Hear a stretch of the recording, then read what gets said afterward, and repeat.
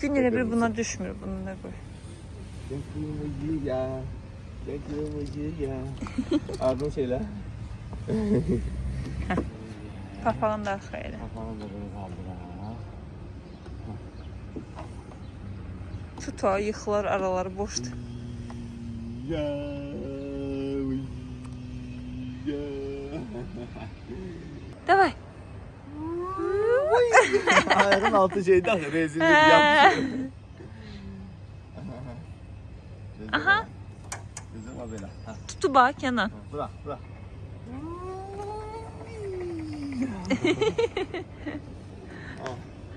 Gitti. Sevinir. Bir tane daha.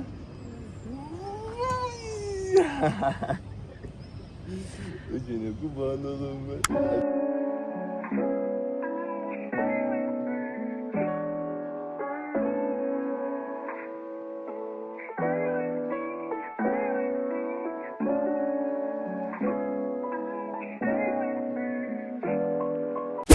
Səhərdən Elayza ilə evdən çıxmaq istəyirik, amma bir türlü çıxa bilmirdik. İndi əhtabala düşüblər aşağı, məni gözləyirlər. Mən də çıxıram evdən.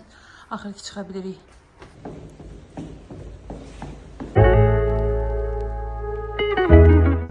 Videoda hara getdiyimizdən heç bəhs etməmişəm. Bugün biz Heydər Əliyev mərkəzində yerləşən klassik avtomobil sərgisinə getdik.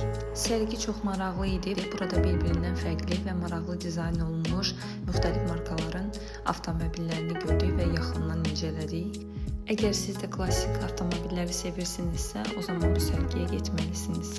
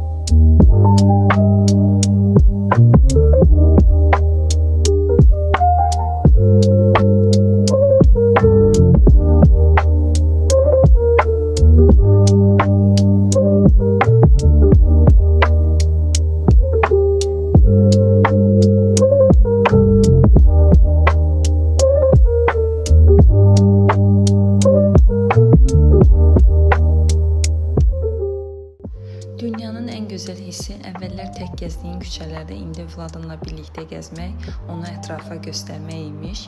Bunu bu gəzintimizdə daha yaxşı başa düşdüm. Əslində biz evdən muzey adıyla çıxmışdıq, amma getdiyimiz muzeyi heç bəyənmədik. Müəssir bir muzey idi, amma maraqlı deyildi. Ona görə də məsləhət görə bilməyəcəm. Adı Yay Galeri idi. Videoda gördüyünüz kimi 2-3 otaqdan ibarət idi. Amma mən bunu TikTok səhifəsində görmüşdüm. Orada gözəl görsənirdi, amma getdiyimizdə heç bəyənmədik.